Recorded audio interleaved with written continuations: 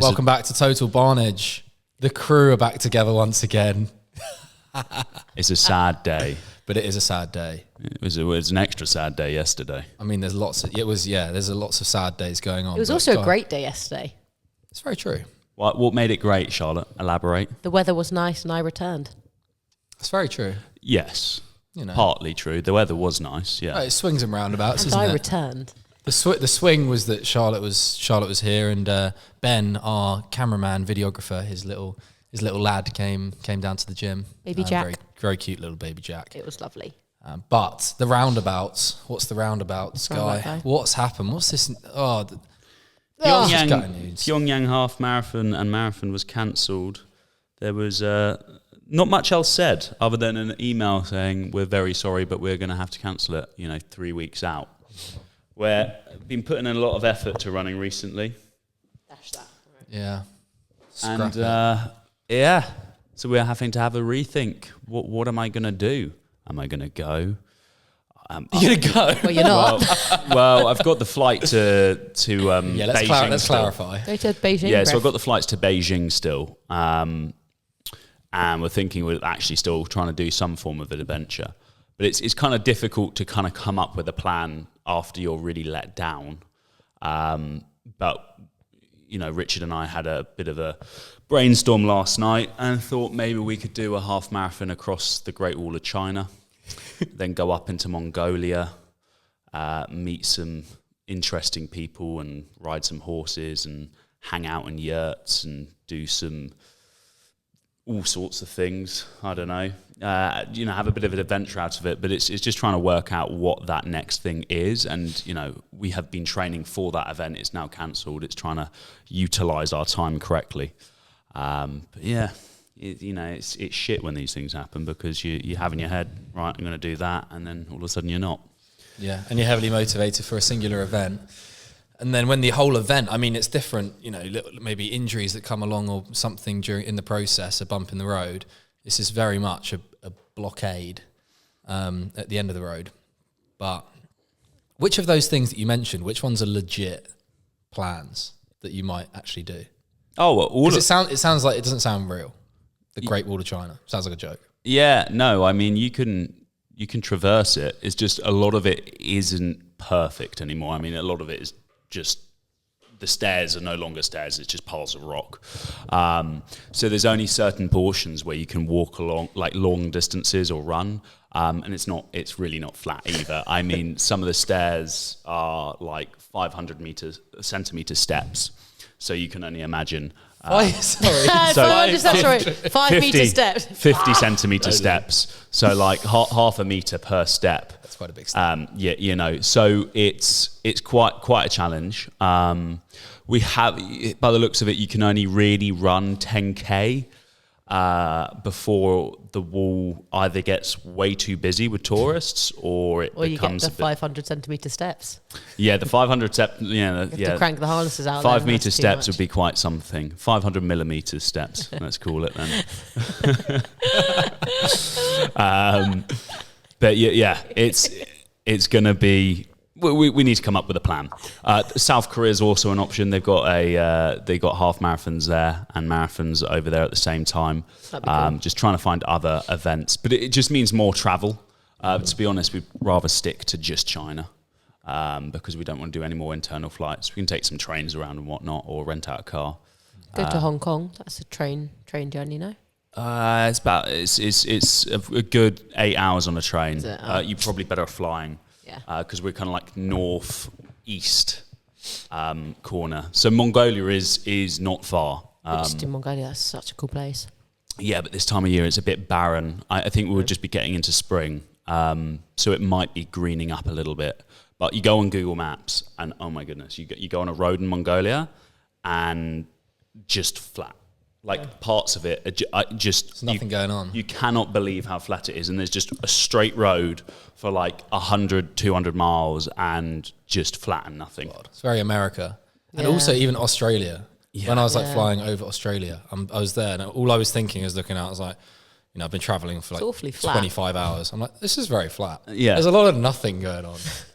Well, I think like in 95% of Australians live in like like 2% of the landmass, something Yeah, ridiculous it's like mad. that. Yeah, that is. Yeah. Weird stat. All living on the coastlines in the east, really, a little bit on the west, and then in the middle, nothing. West Side. So how do you deal with, this, big setback? I mean, setback's a bit of an understatement. It's kind of like, it's a big spanner in the works, big letdown. Do you have a certain process that you go through? Is it completely rational? I think you just got to come up with a solution and try and create something just as fun and interesting. I mean, you don't get much more interesting than North Korea, to be honest, because not many people can say they've been to that country. But creating a bit of an adventure over in China and doing wild things, maybe go and hang out with some monks in the mountains and do some meditations and do breath work with them. I mean, all this sorts of stuff which you wouldn't usually do. A bit of an escape. It's just really trying to recreate maybe perhaps the feeling I was going to get of the weirdness of North Korea in the same holiday, and also doing something which is still challenging athletically, because we have been training quite hard for this half marathon coming up, and I was aiming to run a PB time, and perhaps I might run a half marathon just before we go out, just to kind of test the waters on my own, just to see if my training kind of paid off. But then out there, I want to do something challenging, maybe climbing a mountain. But again, we need to look into it more. I've had not even 24 hours of knowing yet. We'll I'm sure we'll come up with something exciting. Richard was talking about taking a helicopter along the Great Wall of China and landing somewhere.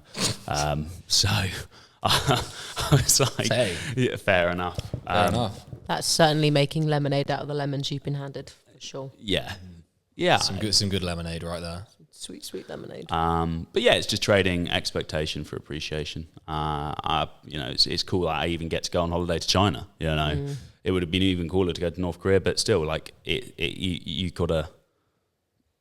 It's not a bad hand I've been dealt. It's a pretty cool hand, and I think a lot of people will just be excited to go and do what we're going to do in China. Yeah. So I think it's, if not, I've told people about what my solution is, and they said, "Oh, that actually sounds more fun."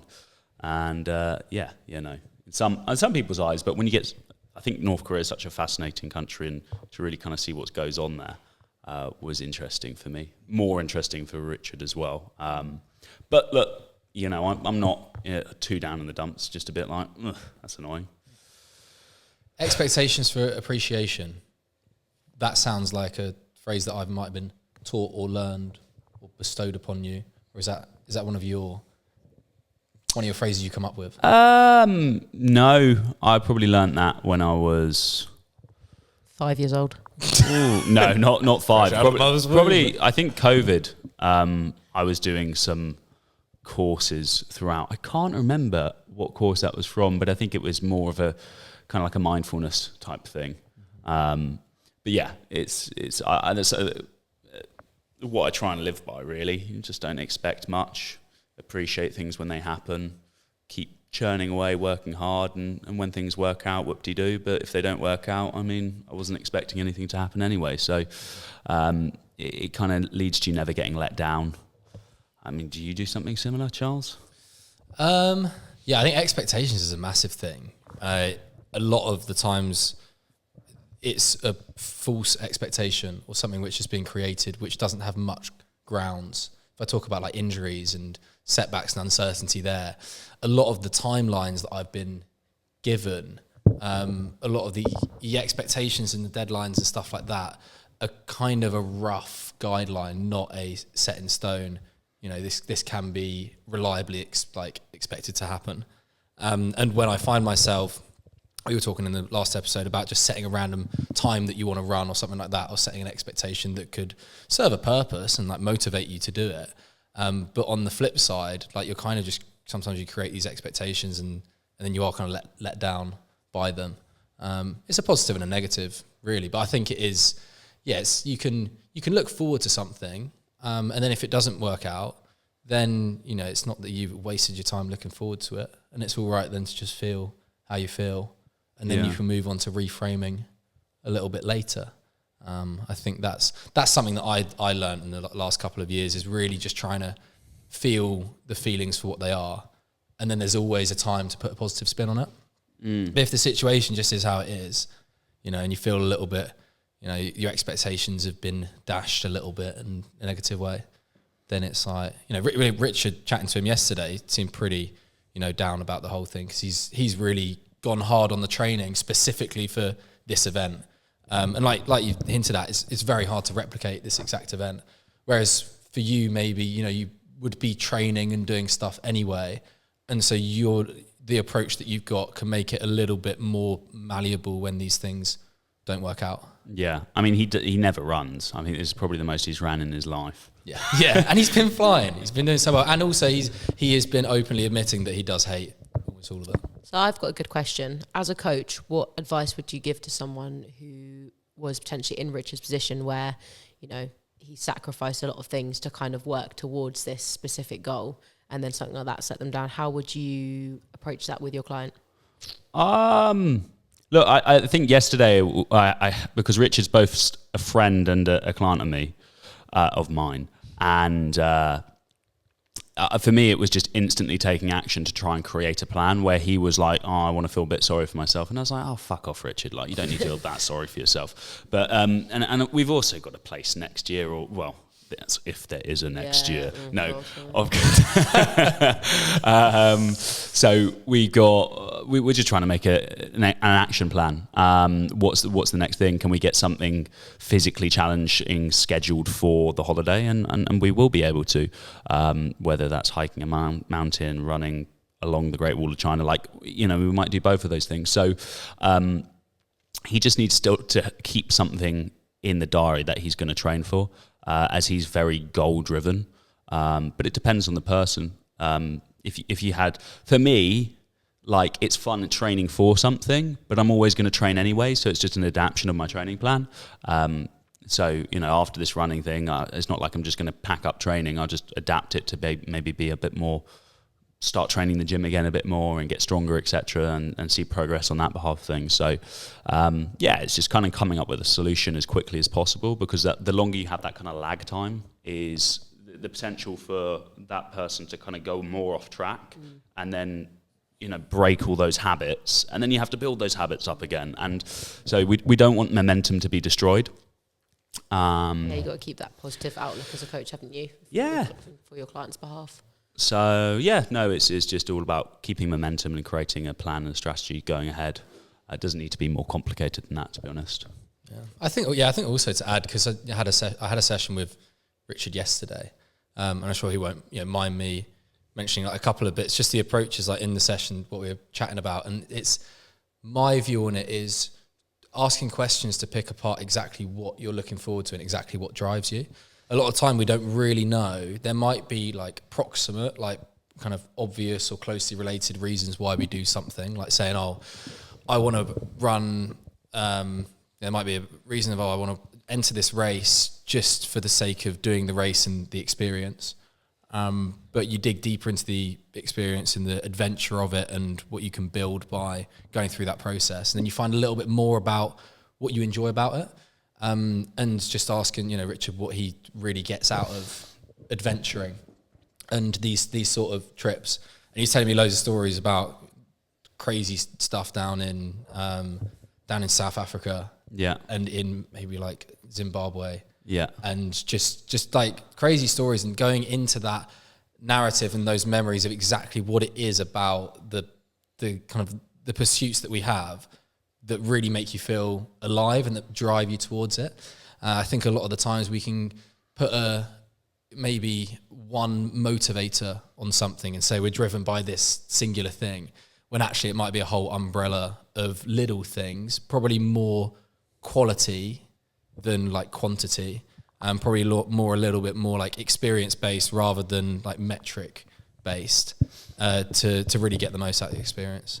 So I think it's, you know, I think it's just trying to find out exactly why we do stuff, and finding the next best alternative, and then accepting like, okay, we're not going to be able to do plan A. What's plan B? And then don't completely, like you say, be so easy then just to go completely the other way and be like, right, that's it. Mm-hmm. Down tools, not going to do it at all. Also acknowledging like why you feel the way that you're feeling as well, and like rationalizing that for yourself. Because sometimes it'll just make you more sad if you're not like, okay, this is exactly why I'm feeling like this.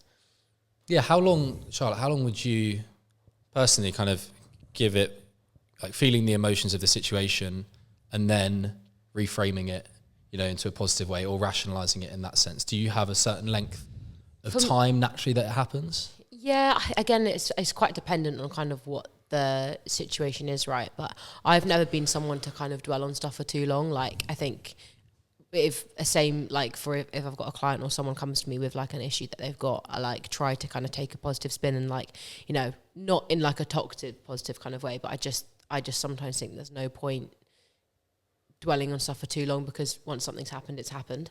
So it's just how you kind of approach that and how you work on from that, which is super, super important, because otherwise you just end up like, and I've done it before time again, where like you kind of end up like victimizing yourself into a situation a little bit, and then like, okay, cool, well, that's fine. You're allowed to feel, like, give yourself time to feel stuff. But then, you know, if it's gone on for kind of like more than like, say like a week, right?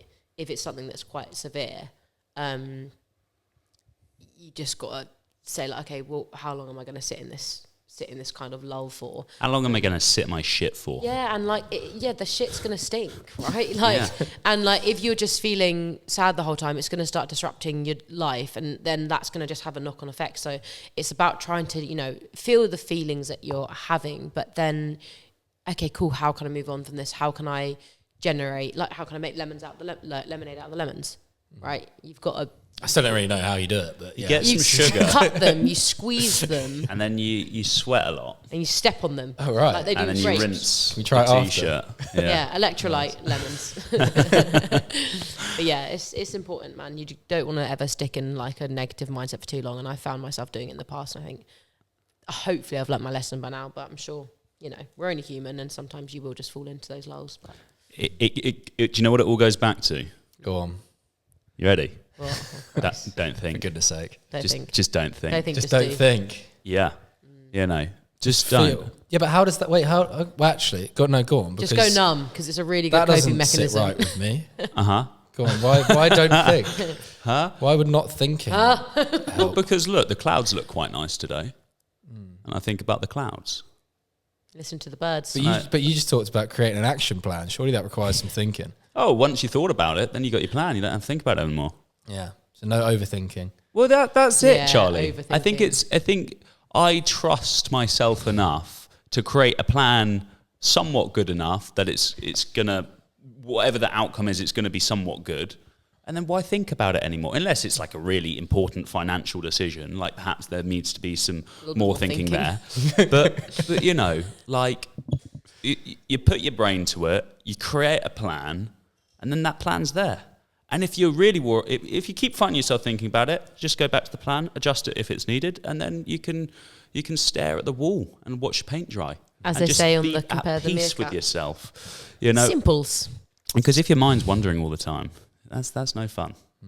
You know, Charlie? Yeah. Why think about the plan over and over again? Because you'll talk yourself out the plan. And also, it just gets past the point of just, you know, there's thinking and then there's rumination, you know, and thinking about something going in a different way, or just thinking too much about the past. Yeah. I think some thinking is useful. And then after a while, you kind of discard it. I think if you always keep using the word think, I think... Thunk. What does thinking actually mean? Have a think about that. I'll have a think. You thought about that one, didn't you? I think I have to. Well, let's just say think a few more times, guys. This is getting really good. Wait, hang on. Really? No, you can do this. Explain what thinking is. Well, there's the experience of thoughts Yeah. coming into. And what is a your thought? head. Mate, no one really knows. For the most part, it's some sort of language. Most of us probably English, and it will come in and then be understood, and we'll have a response to that thought based on our previous experience. Neural pathways firing. Do we think in language, or do we think in emotion? Language, And and we'll respond with an emotion depending on our experience of said word. I see. So I the think emotion in is the alien trigger language. of the thought. And are we thinking of that in text or visual? Because then would it be in a language?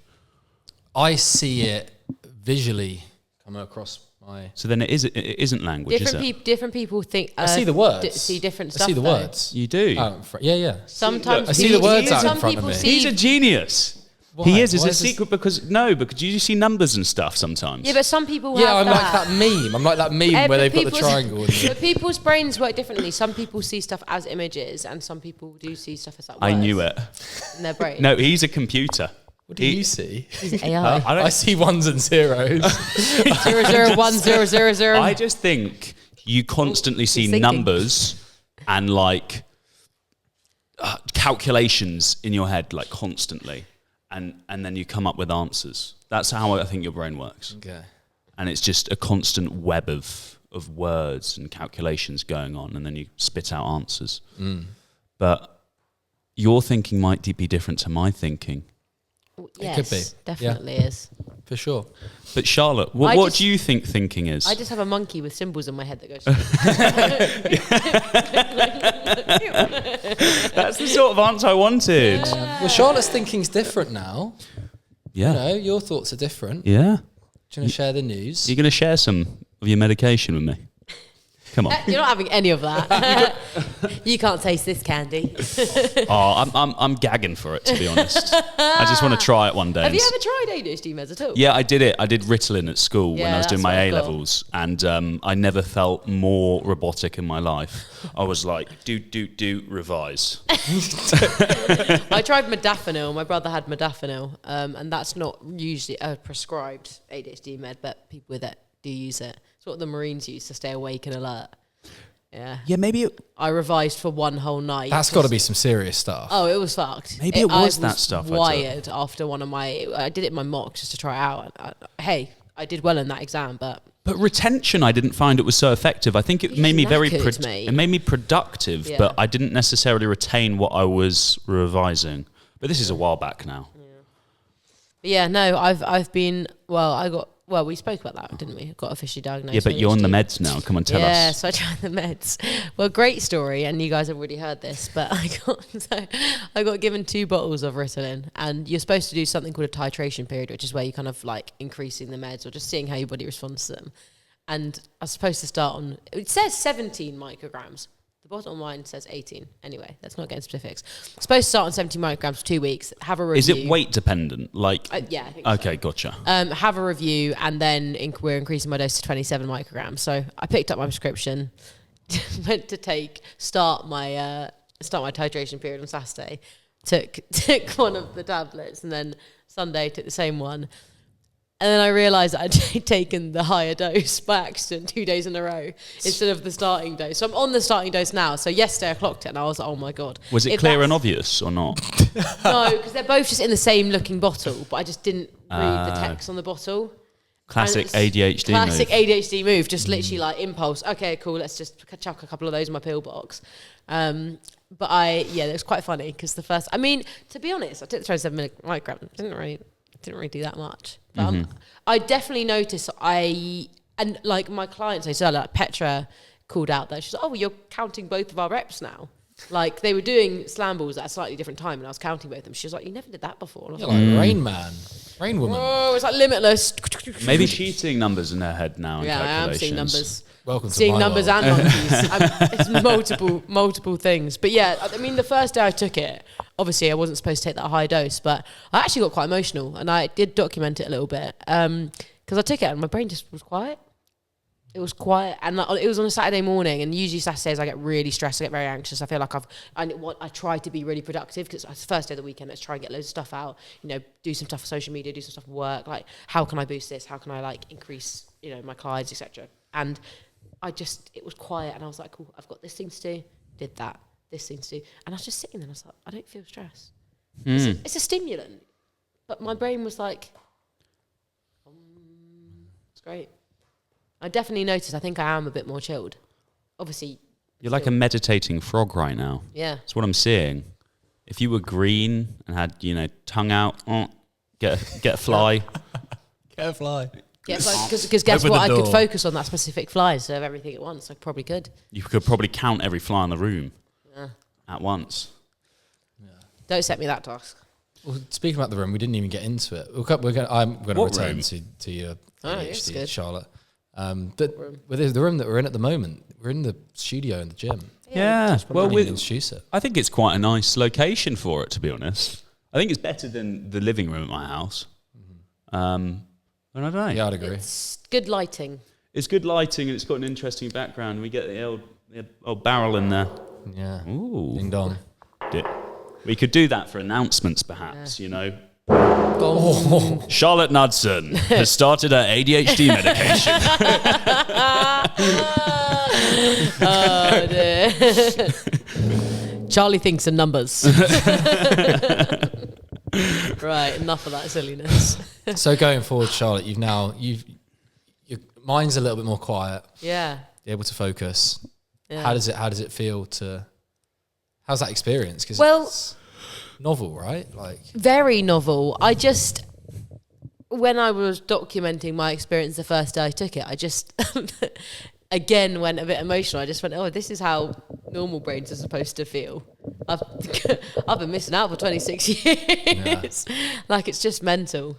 I didn't think, it could make such a difference. But I mean, I'm on the lower dose now, and it's weird because you don't really feel it, but you just are. I just do feel a bit calmer. It's interesting you call it normal brain. Normal brain. What, neurotypical brain. Neurotypical, Yeah. but what's neurotypical? Regular people who aren't, ADHD or diagnosed with a neurodivergence, I guess is what you'd say. So, like, that's a spectrum of all, like, neurological conditions. What would the word be? Neurological? But neurological is nervous system, right? But then it comes from the brain, so... Yeah, I guess so. And I guess whether mental CNS... disability. But anyway, like autistic, dyspraxic, dyslexic, all of that. Right. ADHD. OCD. They would be under the neurodivergent umbrella. And neurotypical... I mean, but again, it is a spectrum, right? Yeah. So I don't know if there's someone in this world who's like completely neurotypical. But perhaps, maybe more so, like over 50% would be neurotypical sort of thing. But yeah. Just able to, focus on stuff that they're getting taught in school would be nice. Yeah. Yeah. Not in school anymore. No. Yeah. Not in school anymore. How have you viewed over the last couple of weeks then, I guess, having the confirmation of the label of ADHD? Has the labeling changed your lived experience? Just not validated. Validated, is that the right word? It was just a relief because I knew, it's one of those things, I don't like going like, I knew I had it, but to have that confirmation and to go, because you say to a lot of people like, oh yeah, I think I'm ADHD. Oh, have you been diagnosed yet though? Oh, I don't think. You get so many people telling you they don't think you're ADHD. It's like, when were you the psychologist? It's so weird. And like people who don't believe in it and stuff. So now to go, yes, like I've been diagnosed by the NHS as well. Benjamin tripped over. It's just nice to have like that backing. And obviously it's on like my medical records now. So, if I ever need external help with stuff, I think it's quite an accepted thing to have, right? But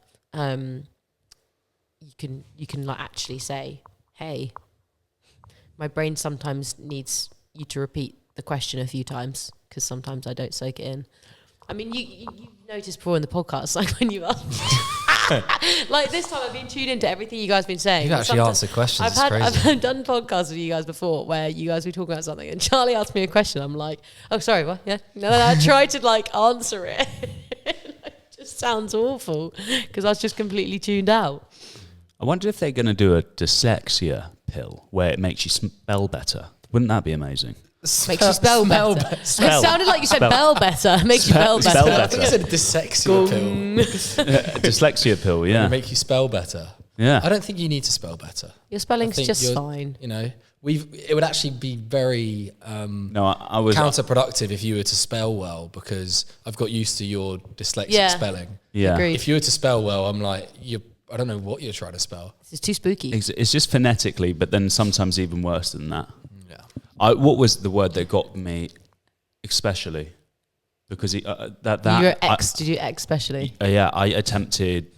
It was like Friday night. I was writing an email and I was in the shit. I could not spell it, and I was like, "What is this word?" And I completely forgot it was ES. You clocked something yesterday, didn't you, Charlie? It is No, it is ES. No, I'm just thinking about you have spell check and like predictive text, but you must have been so far off that it doesn't even register. No, because as soon as you go EX, X especially, that's how I was spelling it. But yeah, so it would have never just. It was just completely wrong, and I was so frustrated. I was like, surely. And then when it gets to the point where I'm like, I give up, I just say it, and then it does it for me. Yeah, voice notes are really your friends here. Yeah, no, it is. Unless you start saying it weird. But you're spelling it as it's said, as you know. Yeah, you're the true linguist here. You're communicating very close to the bone of the actual reality of the word. Some say you see in numbers. No. I see in animals. Yeah, I rate that. Yeah, hell yeah. Charlotte, what are you going to say? I'm the lone wolf. Coming back to you there. It was you spotted one of Guy's misspellings yesterday, and it made me laugh. I can't remember what it was. Oh, it's endless on the stories though. Sometimes people call me out for them, and I'm like, all right, I'm pretty sure there's misspellings. Is it on the board, maybe? Oh, yeah, that whiteboard. Oh, I think span. How do you spell span? Spam. Yeah. SPAN. Yeah, I got it right. For some reason, I thought it was wrong. I was looking at it and I was thinking that's wrong. I did time span. To be fair, I wrote on my story yesterday when I was like getting my quad activated. I wrote it's as in like the possessive word, like it's mine. Yeah, it's starting to work. And it looks weird, right? And it looked weird, and I just looked at it and I'm like, I swear, is there an apostrophe? Is there not apostrophe? And I was like, ITS? Like, what is that? Yeah. When you look at a word too long. But hey, Charlie, let's stop talking about spelling. Come on, get it out. Get your leg knee out for the lads. Do you want me to roll down the thingy? Look at this. Charlie's got his Tubey grip on. Tubey grip on. Yeah, for compression. And he's got his brace off. Yeah. And he's got a little midget leg now. This is my chicken leg. Supermodel legs. Though? It's not that bad. Not that much smaller. I did some.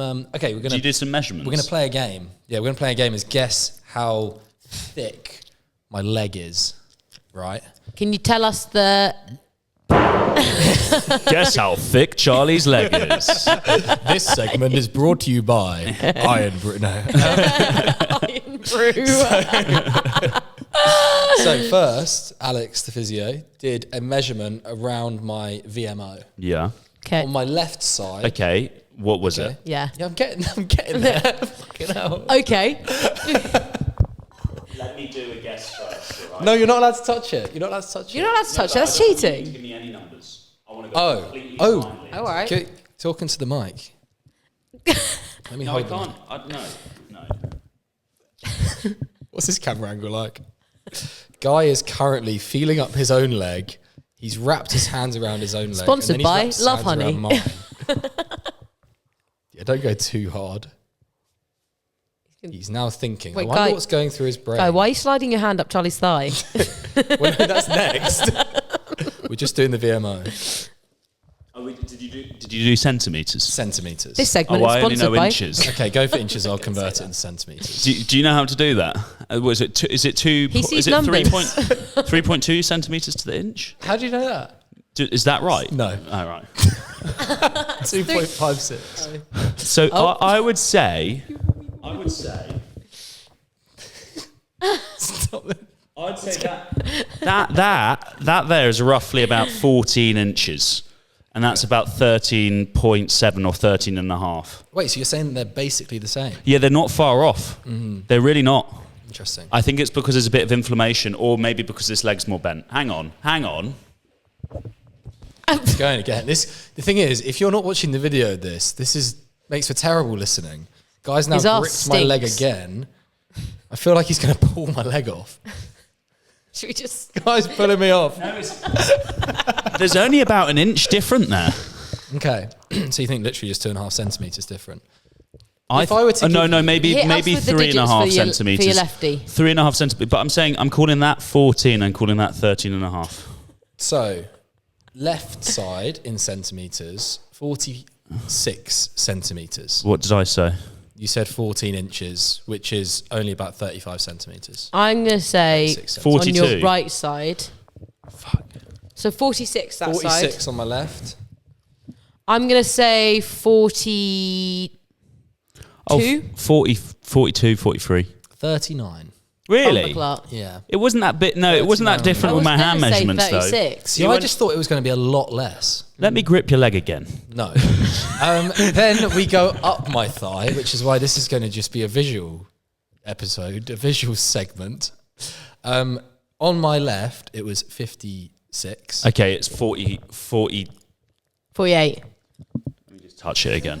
40. No. No, so 52 here. 56. 56 here. This is 49. I think it's 53. Okay. 49 is correct. I told you. Bummer. I had a proper rub of his leg there. Yeah, actually, I didn't rub I his know. leg. Might have made a difference. It's definitely an advantage, competitive advantage. His leg might have been a bit wider if we both rubbed it. Well, that's the end of that segment. Charlotte, you're not allowed to Bang the rub his drum leg. again. That's the end of the leg rubbing segment. Maybe we'll return next week. Sponsored by Grindr. So when I looked at it, then I tried to take I was like, I'm going to make a transformation photo of me 5.5, 6 weeks post-surgery to then 12 weeks post-surgery, and just like take a photo every day, because my right leg is obviously considerably smaller by when you look at it. But I've But noticed when I took a photo, it just Any didn't chance look for him any to grab your different. leg again? No, it Charles? does, but I think it's carrying more fat in there as well. Do you think that too? Saying he's got a chubby leg. It's definitely a looser skin. Yeah. Potentially holding a bit less. Glycogen, water, Yeah. everything. If you're not pumping the carbs in there, you are. I mean, you're moving it about, right? But not as much. There's not as much kind of pressure being put through that leg. Charlie just doesn't know how to get his leg as excited anymore, Well, I did yesterday. I did 5 kilos on the leg extension, single Whoa! leg, and it was shaking. Yeah. It was coming alive.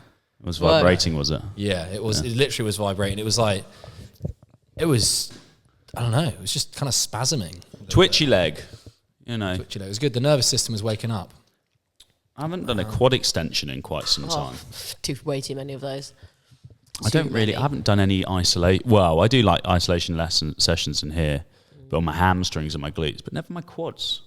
Maybe sissy squats, you could class them as an isolation. Well, I tried to do a wall sit. He got me doing a wall sit, and it was for what it was worth. Like at the moment, we're just focusing on getting the quads working. I tried to sit, and it was like Knee hurts. The pain. Yeah, it's below the knee because it's still a little bit swollen. And then he said, "No, just do some squats. Squat. So I've just been doing some goblet squats, some hack squats, some leg extension, and calf raises. Very good. Yeah, very done. good indeed. Good boy. That's well behaved of you, Xavier. Yeah. It's really well behaved of you. Just checking his notifications. Yeah, Important. no, someone might be arriving shortly, looking for me. The SWAT squad. But yeah, how are you feeling about it? A bit more positive now the brace is off? Been positive all the time, to be honest. I think it was a weird one. I was chatting to my mates last night over at Nando's. Went to Nando's. Gorgeous. Kind of ideal. Which one? Tunbridge Wells. I don't like Nando's. Oh, well, it's All good that right. you weren't there then. Yeah. Bringing down the vibe. Legend. I kind of I like it, but I don't get what the rave's about. Guy, you don't like Yeah, I hot mean, I'm drinks not either, raving so I about don't it. think we really trust you.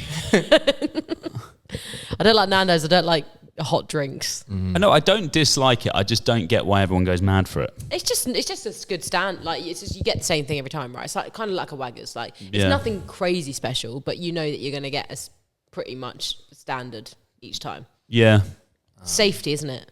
it's a safety net. Safety But and cuisine. sorry, continue with your friends, and they were measuring your Chicken. leg. Yeah, they were measuring my leg in a Nando's. No, that's the actual reason why I don't invite you. You start measuring my leg in public. Rubbing your thigh again. No, how did I feel? Yeah, I was chatting to them about it, and I mean, it goes back to the expectations. I don't have any expectations of outcome in this process.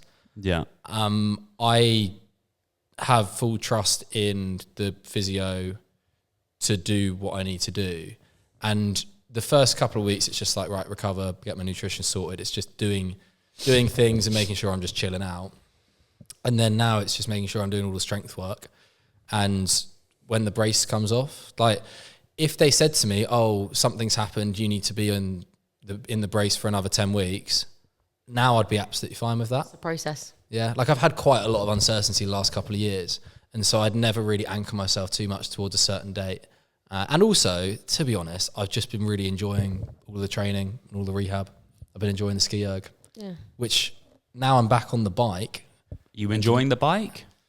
Oh, it was nice to be on the bike. So that's the flip side. Is like I've got a deep kind of level of acceptance of the uncertainty, but also it doesn't mean that I don't enjoy it when I can then progress. Yeah. So like being able to walk around is a really nice feeling, and not taking my crutches into the gym, or not taking my knee brace into the gym, and getting on the bike for 15 minutes and just pedaling, because for me that's then, because the association I've got with those movements is closer to being pain-free and healthy, I then have that more like connection to having a pain-free body. It's a solid outlook, mate. Yeah. And so that's kind of what it's going to unfold with, touch wood, over the next couple of months, is that it's just unlocking things that are closer to the main thing, which is getting back running.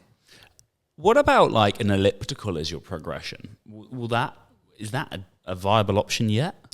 It's at the moment, all of it's about quad strength. Yeah. And also it's a balance between strengthening the quads and making sure that the swelling goes down on the knee, because the thing that's preventing range of motion and proper quad activation is the swelling. So it's making sure in the sessions that the swelling is at a decent level so I can do the exercises. So it's still a balance of healing and loading. So elliptical, will I get much quad work out of it? Probably not. Takes a lot of resistance out your legs, really. Yeah, and then would I get a lot of swelling from it? Probably yes. Yeah. So I think the bike's a good place to be. 15 minutes yesterday, I'll probably build up. And actually, Alex said to me, he was like, there's not a limit really on what you can do on the bike. It's just over the next couple of weeks, it's like, just keep it easy to moderate. Don't be hammering sessions. Yeah, so keep the resistance low on it. Yeah, I think it's going to be a bit of an experiment, because obviously if I want to build leg strength, I'll probably go heavier resistance. But for just getting used to the movement, actually my leg still feels pretty stiff doing it.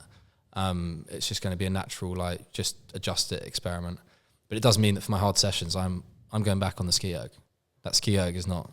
I'm not leaving it yet. You're not done with that bar, baby. I'm not throwing away the stick that used to guide me.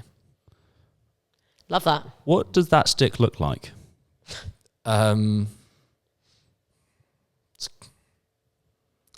6 inches. I don't know. You've thrown me there. Hanging on guys' antlers. Wouldn't you like to know, weather boy? Well, what sort of stick? Right. What sort of walking stick would you wield?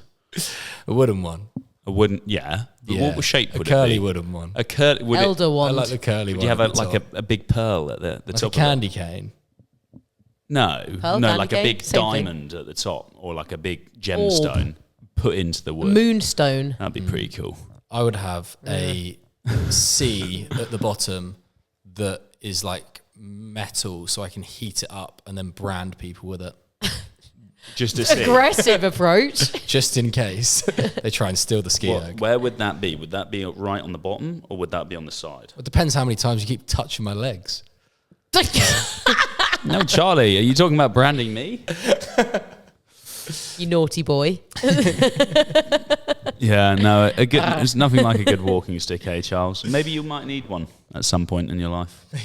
And maybe I have to get you one. All right, thanks. Well, my birthday's next month, so...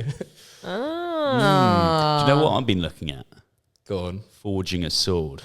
Forging a sword? Yeah. Could be a very fun thing to do. I know, right? They do it up in Herefordshire. They have a forge there, and you go in, and I thought it was pretty reasonable. It's to create your own sword, right? And you just spend the day there working with the metal workers, and they're showing you how to do it all for 450 quid. And you get to create your complete own sword. They do tutorials, they take you through it, and you get to hit the hot metal and whatnot. Alan did something like that. I think he made a knife and maybe a axe. Yeah, you have the options to do whatever. Yeah, but I said, cool. it's got to be a sword, right? But How cool is that? That is pretty cool. You know, This is my sword I made earlier. Sword comes back, it's like, I'm going to put it above my bed. ooh, that. What if it falls in the night? Off with his head. No, well, that's a bad omen. I'll probably severely messed up in life if that happens. Don't put it over your bed. Yeah, because then if someone comes into the barn, Shing! yeah, get out of my house. Englishman. Jumps Proper up, Englishman. grabs the dildo, grabs the sword. Yeah, accidentally grab the big dildo instead of the sword. That would throw it at him. Distraction. Grab the sword. Someone's broken into your house. Like nunchucks. Start wiggling it. Get back. I think I'd be more afraid of the dildo than the sword. Same. Yeah, Grab some lube, grab the dildo, get back. I don't think people. Okay, like this is just not any normal dildo for the listeners today. It's dildo baggins, all right, I was guys? gifted it about 4 years ago. It's about 14 inches. Like it's massive black dildo, and it's I've got some deer antlers and up on the top of my wooden beam, and it's mounted on top of the antlers. And it's quite blatantly obvious when you walk into my house that there's antlers with a big dildo on there. But it's quite intimidating for people Great who don't for know consultations. me. Yeah, especially if I have to bring people up into my house for a consultation. Don't mind the dildo hanging off those antlers there. Yeah. I promise I'm sane. Sometimes it's like, do I tell them? Do I not? Do I hope they don't see it? But Soften the it's blow. there in their face. And your eyes are drawn. You naturally look around the room and think, oh, there's some antlers there. Oh, there's a massive dildo on those antlers.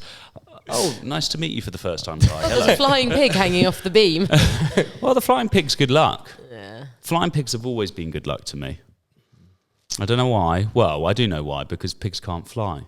But that pig flies. You know what the funniest thing is that you'd probably be able to go through either your or my Instagrams and the face-to-face videos that we'd record in your living room. In the background, you'd probably be able to see the dildo. And all the podcasts. Yeah. No, the podcast crops it out. No. Does it? Yeah, the podcast crops it out. It's too low. But there's an Easter egg for any of you that are now listening, if you haven't turned off already. Instead of where's Wally, where's the black dildo? Exactly. Well, yeah. We That could play concludes our podcast today. We could get it hanging out here next time. Gong. We can Really use it to whack obvious. the gong. We can use it to measure Charlie's thigh. Yeah. Wrap it around there. Well, on other news, On Charlotte, tell us about your training at the moment. You've been training with the Oh God. My training's fine. My Another training's news. actually just fine. It's just the same as it was. Just big old off season. Let's get the legs bigger and bigger. Are they getting bigger? I think so. Have you measured them? I haven't. I probably should. Yeah. When was the last time you did measurements? Well, I've got some measurements in my notes, so I could just get the tape out and do them again tonight. I could do that for you. I'm quite good at measuring things. You're quite a handy You were man, out aren't you? by like 10 centimetres. No, 5. No. And the second time I was bang on. Yeah. All right. So you have a Right. 50% chance with me. Okay. Ay. I'm quite good at guessing the weight of someone. Over the years, I've had to see a lot of people of all shapes and sizes. Guess my weight right now. You. You. Stand up. Come here.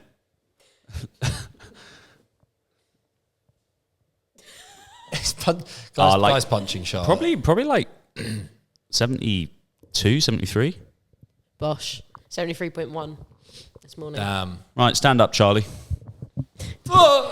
Stop that. Right, come here. Let me have a grope. Have a grope.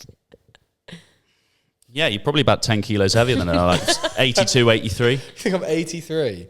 I'm about 80. 80? Yeah. Nice. Pathetic. 80. Yeah. All right.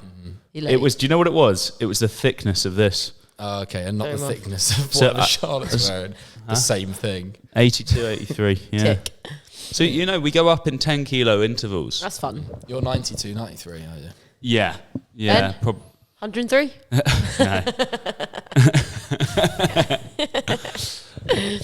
So, Well, we were just about to, Charlotte, talk to us more about your training. Oh, God. are they thickening up nicely? I hope... What? Your quads? Well, I hope so. They look pretty... Looking pretty strong. Surely, so how much of it You is... still look jacked a couple of weeks ago. No, I am saying you look jacked, but how much of it is like, arguably, right, you have enough muscle mass to go on stage now, but isn't it for you basically in your cut not losing as much muscle next time? Yeah. And so, yeah, definitely. I think it's hard because when you're an actual athlete, like when you do get to that point, you do just end up losing muscle. Like I was looking at pictures right at the end of my prep, and I actually preferred my look on my third show. I think I lost a bit of muscle from like the hard cut, the start of the show to the end, yeah, because I needed to get more conditioned, but it's just getting that fine line. And you know, my coach did it really well, but just you do just lose a bit. And yeah, to try not to. So it's kind of gaining more muscle. So then, if I do lose a bit, I still look bigger. From outside of a bodybuilding perspective, though, I thought you probably looked your best about 6 to 8 weeks out. Yeah, but what I always notice with natural bodybuilders is for men, when they get down to about that, a true 12%, not like a fake 12% mark, they still got a decent amount of muscle mass, but when they make that jump from 12 down to about 8% to get stage ready, it's not just 4% of their body weight they lose. They probably lose a further 10% of their body weight, and a lot of it is muscle. So although they get that leaner look, they get that kind of skinnier look. The legs start to look a little bit spindly sometimes. Yeah, and it seems just to be a lot of weight kind of goes off in muscle mass as well, making when you start to get really low. Did you find? Do you have friends that notice that as well? I mean, I guess so. I couldn't really, like, if I was looking at people that I competed with, I couldn't really. I don't know. I can't really think of someone who lost like a significant amount more. But I just know near the end of mine, I was looking at my legs. I was like, am I a bikini competitor? Like, am I in the wrong category? But you just always go a little bit blind when you're like at that point anyway. But yeah, no, I still really like what I'm doing. I still like the kind of routine that it gives me. I definitely my goal is to try and go pro next year in a natural pro qualifier. I wouldn't try to win a pro qualifier unassisted. That just, yeah. So go for the natural ones. It'd be cool to do that. Yeah, I mean, but how many people within the natural shows do you think are actually taking stuff? How strict is the testing? Because it's one piss test? It's interesting, actually. It's very interesting when you ask that, because you pay different. So I did 2 different federations last year. I'm not going to call them out, but you pay for the testing, right? They only test you if you win your class, or if you win like the overall. So with one of the feds, they only tested you if you won the overall. So there could have been loads of people that were assisted. And also the problem is as well, you get people who potentially might have been assisted in the past, and then they've gone off assistance. And yes, they might not have any, I'm not going to specify stuff, but any of that running in their blood. But because they've been on it in the past, they've gained that muscle in the past. So it's easier for them to gain that muscle again. It's that muscle memory thing. So when your body's used to a slightly higher muscle mass, you can still gain that muscle mass back. So I think there's probably unfortunately, there probably are a lot of people cheating. And I think last year as well, there was actually a big scandal with one of the biggest prep coaches, arguably in the UK, entering assisted girls into a natural competition through one of the biggest federations. So it was cooked, and because he was sponsoring it. Let's just say how it is. They're taking steroids, right? They're taking performance-enhancing drugs. Well, yeah, performance-enhancing drugs. It could be fat burners as well. Yeah. So like clenbuterol, which is like an asthma medication. But are they able to test for like retatrutide and Ozempic and Mounjaro? Yeah. Is that now a performance enhancer? No, that's a performance-enhancing drug because it's illegal. Like you, if you are using that, unless you were, I think if you have proof of being prescribed it from a doctor because you were obese or something, I think maybe. But you're doing a bodybuilding show and you're claiming that you're obese. But also retatrutide, you can there's been so many, there's like a time and a place for it, and it actually can make you hold on to like fluids. It actually can make your physique look a little bit washed out. I've spoken to quite a few people about it, and I just make hard work great again. Do you know what I mean? Yeah. Like one of the biggest coaches, Callum Pro Coach, did a post the other day about that. Like why are people scared of the grind? Like, it was always like that before, and now again, it's as soon as you get that, that option to, take the blue pill. Do you know what I mean? God, that always sounds like I'm talking about Viagra. What is it? The red pill or the blue pill? Is that Matrix? Yeah, it is. Yeah. So yeah, you get. But that you want to go chance. for that blue one. Well, that limitless pill. It's just like people just hop on it because they want to make their prep easier. But like, if you're assisted and you're already taking stuff, cool, do what you want to do. But if you're natural and you're just because you're a bit hungry, like, bro, you've got to accept that you're going to be hungry. Your body's in an unnatural position, right? Anyway. Well, I'm quite interested, you said about not losing as much muscle mass. How do you go about that? I think the best approach, if you're ever doing a bodybuilding prep, to not lose or like to minimize the catabolic effect of really hard dieting, is you have to do it really slowly. You have to really trickle down those calories so you can still train at an intensity where you're trying to maintain. Sometimes people even can, it's a rare occasion, but can gain a bit of muscle at the start of the prep because you're still training hard, still pushing hard. You keep your protein super high. But I think you sometimes see it where a coach will rush their client and get them peeled too early, and then they've still got 12 weeks, right? And they're super, super peeled and they're knackered because they've just been doing loads of cardio, and that can cause you to lose muscle mass, I think. Yeah. And then also the client just looks knackered by the end of it.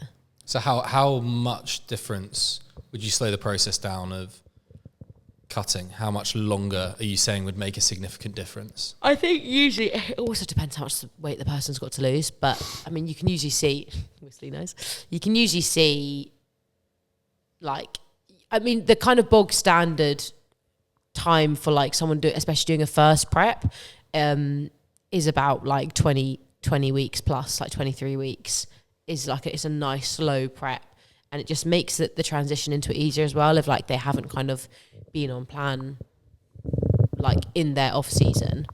It just makes that transition of kind of making sure you're eating the same foods easier because it's just a nice long process of doing that. But then there's kind of cons to that as well, right? But it all depends on where your body fat is at the start of prep, because some people are just naturally leaner as well. Like my friend Shana, her prep was 16 weeks till she did her first show, which, that's quite a considerable amount.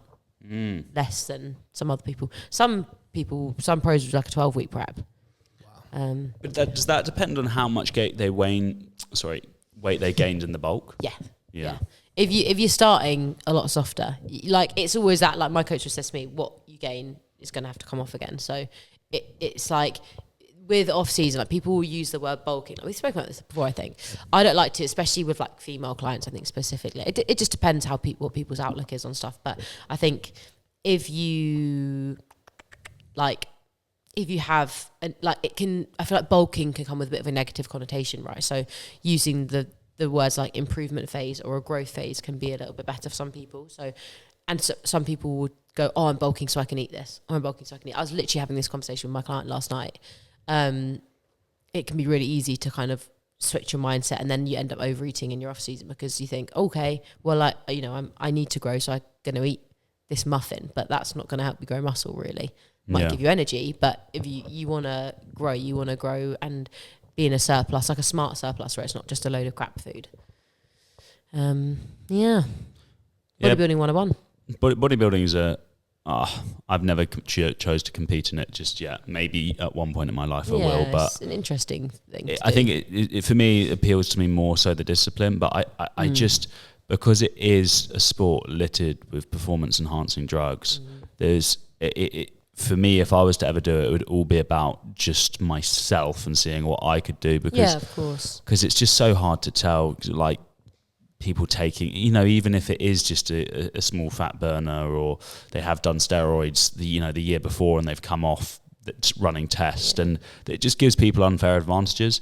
And it's such a weird sport. I've watched it my whole life, and I've always been just fascinated by the mass monsters in the open at the Olympia. Saw the Arnolds the other day. Yeah, and you look at Andrew Jacked, and he's 140 kilos, and he's stage also lean, tall as well, 6'6", and you're just wow.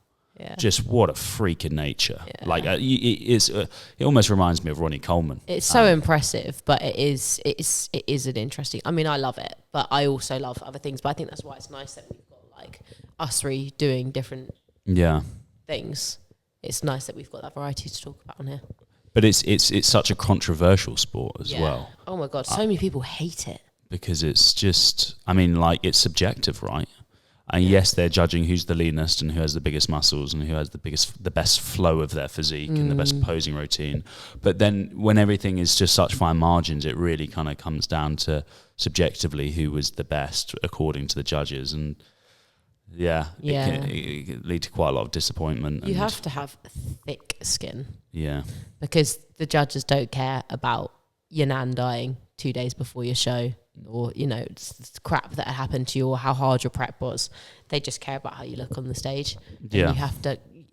I think that's why I actually really like it, because I can be quite hard on myself, and I think it taught me to just it's hard for me to say this because I had a pretty successful season, but like I think if I got on stage, I didn't get like an overall at any of my competitions. So I won my classes, but I never got an overall, and I was still a bit gutted by that. But then that it made me just hungry for more. And I just also, you accept that, okay, the judges just preferred the look of that person that day, right? Or so it teaches you to kind of just give yourself grace and, also just be proud of yourself, as you said, for like how far you managed to take it, because it is a really extreme thing to do. Yeah. And that discipline, you gain a lot of respect for yourself. So it is cool in that aspect. But yeah, I just really did it, again, like you were saying, just to kind of prove to myself I could do it. And actually I just fell in love with the other aspects of it as well. So that's why I've stuck with it. But I do, I've enjoyed other sport before as well. And I think that's, again, why I've gone on to it, because I've done quite a lot of other stuff. So let's try this one out. Is there any aesthetic that you have that in the competition is preferred to actually how you would choose it? So let's say, like a size of a particular muscle or a certain way in your physique that you have to play towards the game of what the judges want. Like if you had it your way, would you shape yourself? Would you build differently in the process? For example, so for my category, yeah. So with my category, if there's one thing I'd definitely say in this, my category is wellness, and it's basically about having a much denser lower body, so it's out of proportion to your upper. You still have to have a super developed upper, arguably, just as developed as a bikini girl, but then your lower has to be more dense. So I really do like that look. But I also used to really, really love training upper, to the point where I think it would be a little bit too big for wellness if I trained it as consistently as I used to, especially my back. Like I love training my back, but I've got a pretty strong back. And I used to really love doing pull-ups, and I can't. I could do like 4 pull-ups now. I used to be able to do 10 unassisted, and I loved that, and it made me feel really strong. But now I can't really do that because it just grows up my back too much. So I need to have that imbalance, because my upper body is developed. I don't want it to kind of look like an equal to my lower, so I look like almost just like a bigger bikini girl. Because then I have to if my upper body gets bigger, I have to work even harder with my legs, and my legs are already fatigued as they are, training them a lot. So yeah, that's the one thing I definitely say I'd miss, like kind of training upper how I used to, and like doing bench press and like pull-ups and training my bicep curls and stuff. Like you don't want your biceps to be massive, because then it makes your shoulder caps look smaller. So it's little things like that, little details. But I prefer how I look now. I just miss doing pull-ups. Yeah, fair. So if you get pro next year, so do you see bodybuilding now as like long-term, next 5-6 years? I think it really depends on how next year's season goes, and if I enjoy that prep again, because it is a hard thing. And I think especially, I was going to say, like with us kind of doing it, we have a pretty physical job anyway. And I do remember just at the end of my prep last year, I was so tired, and I'd be coaching classes and I couldn't even demonstrate stuff. And luckily the members here are amazing, and they all kind of accepted me just sitting in the box being like, guys, you know what you're doing, don't you? Or I'd get someone to do like a demonstration or something, or pick up a weight. That's the only thing that I find quite challenging. So as long as I can still navigate that and it doesn't get harder or anything, or, I do really like it. I think also I really like posing. I find that really fun. So doing that. But yeah, it really depends. If I went pro, it'd be amazing. But again, I don't see myself hopping on assistants. So if you do go pro, you know, if you're competing in an assistant, like you can there are a lot of natural athletes that have much better physiques than some of these assisted people, and I will back that till the cows come home. But you know, if you're wanting to go to the Olympia, the only way as a natural athlete you can get in there with like a fair game against other natural athletes is if you do the Ben Weider, which is like, it's one competition, right? All the competitions leading to Olympia are all assisted, so you'd be up against people who've got fat burners, who've got, you know, this, that and whatever. So it's quite hard. You can do it. There was a natural girl in the Olympia this year, but yeah, it's just harder. So I don't know if I'd want to kind of push to that extent. Who knows? Yeah. Who knows? We just got to see how I've developed from this year, right? Yeah, because it's only really your second year doing it. Exactly. I've only done one season. Like, I did a lot of shows, but yeah, I only did one season. So yeah, but I do like it. It's fun. Xavier, It's good. What? Where do you see yourself at the end of this summer? Who knows? The Olympic team. Who knows? The Olympic team. The Team Olympics GB. in 2026. Exactly. I'm bringing it forward 2 years. Yeah. Mate, who knows? Who knows? Like I say, I can't. My horizons are pretty close to me in terms of what I'm doing, and I don't know. I don't even know when I'll be able to run, because it's kind of like let the bone heal 6 weeks time, and then as long as I've got strength and can do plyos and stuff, then I'll be able to return to run. I'm not racing to get back to do anything this summer. Like, I'm not putting a stake in the ground and say, oh, I want to get back and do a race on the track. I mean, I'll take it as it comes. Just being able to enjoy running again, right? That's it. And I think it's going to be really difficult for me to forget that. Previously, if I've had injuries and still been in that kind of environment where it makes sense for me to, let's say the injury comes round and I'm back in, get back training in January so I can have a little bit of a build into summer. I'm still in that phase of just like training and competing. Whereas this time around, I think that's what's going to be quite nice, affording myself a whole year build up, is that I can just go up to London and catch up with mates and go for a run, or see what all these silly run clubs are about, and just do it for the sake of it. Yeah. And that is the good thing about this whole process, is like I enjoy running without the competition. There will be things in the competition that I have absolutely forgotten, like the buzz and the nerves and the rush of winning, running fast, running quicker than you ever run, and like prep for competition, tapering, and even just training with a group. Like, I mean, our group at the moment is just like On fire. crazy. I mean, Yeah. Jack Higgins, and it's funny saying like our group, like I haven't trained with them for a good couple of years, but you know, the group that I'll then go back into, Jack's just been selected for the World Indoor Champs. He just ran the world qualifying time of 3:35 for a 1500. So sick. His brother Ted acted as an extra pacer in that race, sacrificed his own race, could have won $1,000 at Podium 5K up in Battersea. Could have won that cleanly. Easy. I think it's fair. Like, it wasn't the fastest race. Got some good athletes there, but Ted is in such good shape at the moment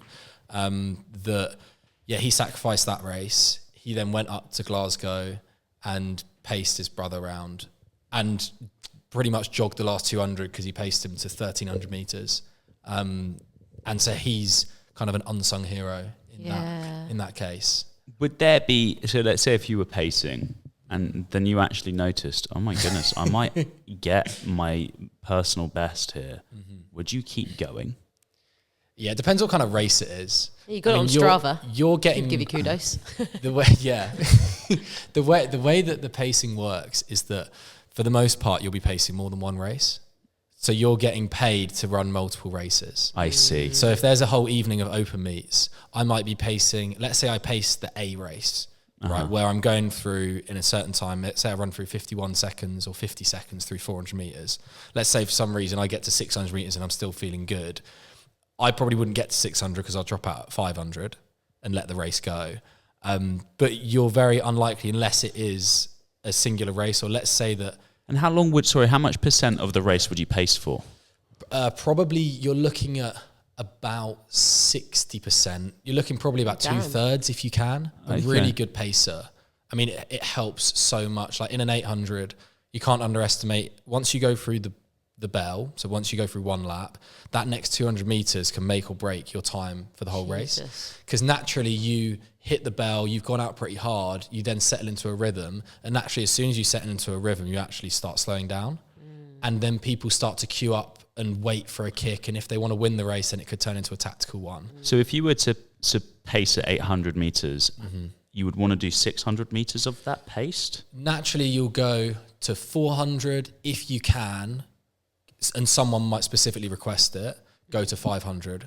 Once you get to 500, you don't want to impact the tactics of the race. Yeah. That's another thing. Like if someone wants to make a move down the back straight, you're thinking 500 meters is normally where the hammer throw is on that bend. Like coming into the back straight, there are people that are going to want to make moves. There are some people that will kick late. There are some that will kick early. You don't really want to disrupt the race going on. Like you're not the hero of the race as a pacer. You're not, you're kind of pacing it because you might, for the most part, I mean, Ted is an exception because he's basically sacrificed a different race to go and get Jack round a world standard.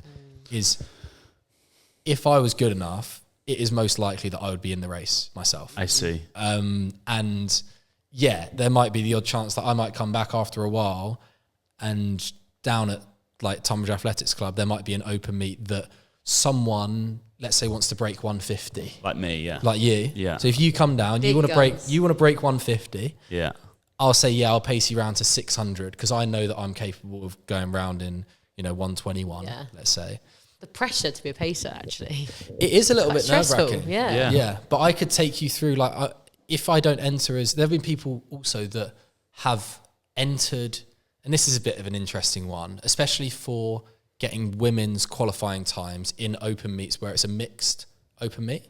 So you'll have, let's say women might be, your fastest female athlete might be in the middle of the field with a bunch of male athletes, but they're running like an unbelievable standard for over like, let's say 1500. And I've had it where this girl was going to run some sort of qualifying time. Her boyfriend paced her round, but they're in the middle of the race, but he's just entered the race normally. So he's entered the race with her time. You put down a time and you get matched against people of a similar time in a lot of like open meets. And then he's just in the middle of the race pacing her, and then he'll run the whole race with her kind of thing. And it's an interesting like kind of exception to a natural pacing is that, she might be in the third fastest race of the day and then in the middle of the pack, but obviously maybe the fastest female athlete on the day and run a time that she needs to qualify for a certain event. But yeah, pacing can be nerve-wracking.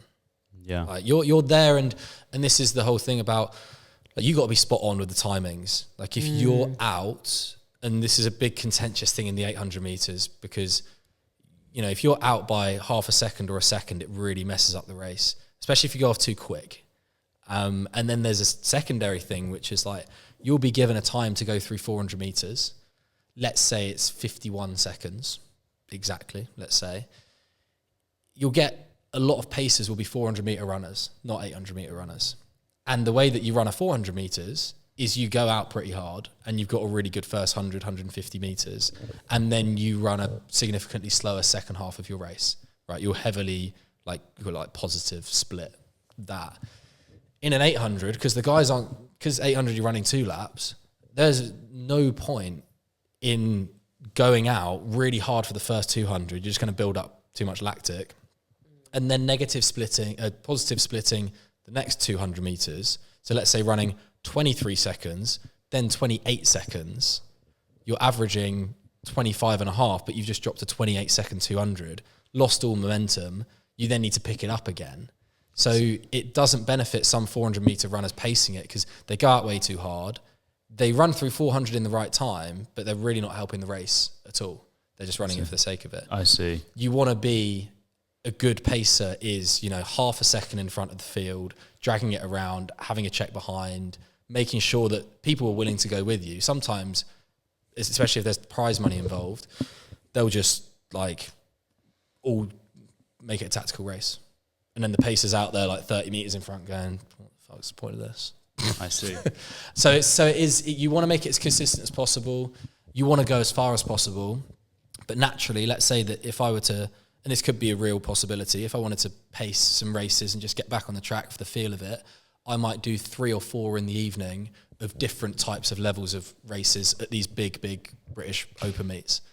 So I might do a women's 1500 meter C race, a men's 800 meter B race. I might do, a women's 3000 A race.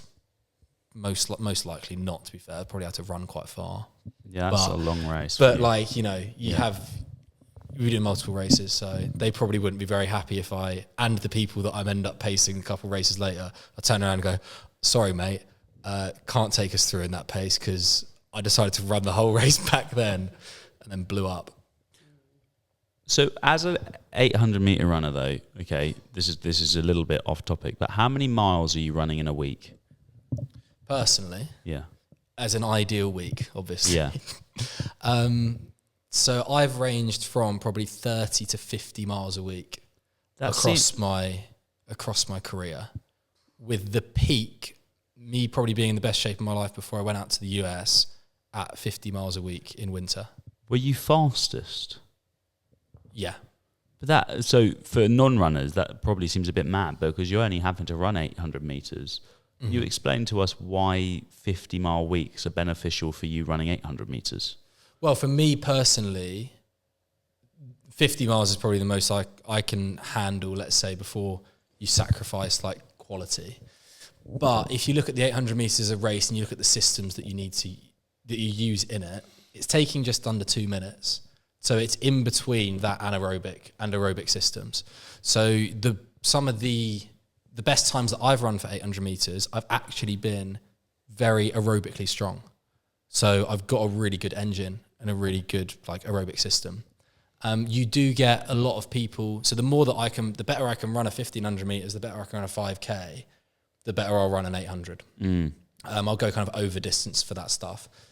And then closer to the race, that's the bulk of my training. I mean, if I was going to plan next winter, let's say that I start in September really building up the mileage, making sure over the summer I got the capacity to run it. I would be on high mileage, probably doing maybe some road races, maybe even just dabble in a bit of cross country, really get strong over September till December. If I wanted to do an indoor season, probably only tune up and do some speed work for 3 or 4 weeks. Yeah. But still continue the aerobic work throughout that indoor season. Have maybe a week break, just mental reset, physical reset in around probably this time in March. This is maybe the week that you kind of do it. And then it's building up that mileage again. And then in the summer, probably about 6 weeks out from my first race, I'll then introduce some speed work and some races. And I probably wouldn't touch race pace, like getting down to 53, 54 seconds for a 400. I wouldn't touch that until a few weeks out from the first race of the season. So the bulk really is building up an aerobic engine, because it takes so much longer to build up your aerobic side than it does your speed side. And it's why introducing intervals too soon is probably a detriment, because you also need to build load and capacity within the tendons and the joints, which take a lot longer. And that's what I've made mistakes in the past. And this is why I'm not trying to get back for the summer. Even if, let's say I can run at the end of April, it takes 2 months for me to build up the mileage. I could get by July and I'm like, I could get around an 800 meters. But I would want to make sure that my load management after having a couple of years out of running is absolutely fine and safe to go. So the 800, I think, is just the best. I think it's the best event because there's so many variables and there's so many different ways you can do it in the race and in the training. It also doesn't last too long as well. It's like the perfect. That's what I used to love running the 800. Yeah. And it's a proper race. Like you're only in lanes for a little bit. You then cut in. There's tactics. There are slow ways you can run it, fast ways you can run it. I mean, the world record, David Radisha's world record, he just front run the whole one, and just no one touched him, and he ran fast. Gosh. I know that was insane. Superman. But yeah, you'll have people that are really quick over the 400 that have got a decent aerobic base, that can go up to the 8, but would struggle over the mile. And then you've got lads like Jack and Ted. You know, Ted's running, he ran 13:37 over 5K. He's run. Jesus Christ, man. You know, Jack's. That's outrageous. Yeah, it's nuts. It's really nuts. What kilometre pace So is that? fast. That is, you're looking at what is that? 240s would give you 13:20. I think you're looking at 245s. Maybe something like that. 245s for 5K. That's Sounds about right. mental.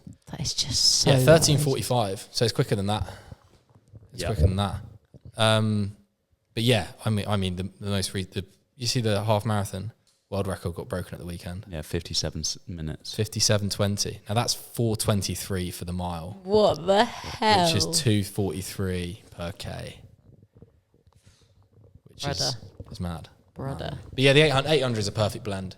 You know, you get people. It's on that fast twitch and slow twitch kind of threshold as well. It's just the threshold of different training systems, like physically and kind of energy systems as well. Which means there's a lot of ways you can attack it. You see a lot of different body types. You see some sprinter builds. You see some proper kind of like Lanky bean buggers. poles, Yeah. lanky boys, and then there's the tactical sense as well. Like you got to be switched on. You got to be like automatic. So it's good. I mean, yeah, the best way to do it though is for most of it is don't touch speed too early. Get really good. I mean, if I could run a decent 5K, if I could get to under 15 minutes for a 5K, bizarrely, that would tell me that I would be in great shape over the 800 when it comes to it. So watch out for that. I'm going to race you when you get back to it, Charlie. Yeah, I'm going to race you too, Charlie. We'll have a race. Fuck the bodybuilding. I'm going to start some running again. I'm going to take the pod to the athletics track and I'm going to whoop your ass. That'd be actually some really funny content. Can you And then- imagine? And then in about a month's training after that, you'll whoop my ass by about 30 seconds. You got to pick me at the right time. Yeah, you Yeah, got to pick no, him I while- wanna pick you Get when him you're while he's vulnerable. weak. I want to My pick you when you're second vulnerable walk, run back. and start touching your legs before it. Too excited. So my good little boy. I give a little boy. Right, on that note. On that note, We should probably clock out. Ben's been changing batteries. The cameras are getting too hot. thank you very much for listening in today, guys. Yeah. I'll catch you on the next one. And so us will we. too. Not Charlotte and Charlie. They won't be with Barn Gym any longer. After this Guy's podcast. actually firing us after this chat. We've been seeing too many numbers. Right, cut the cameras. I need to talk to them.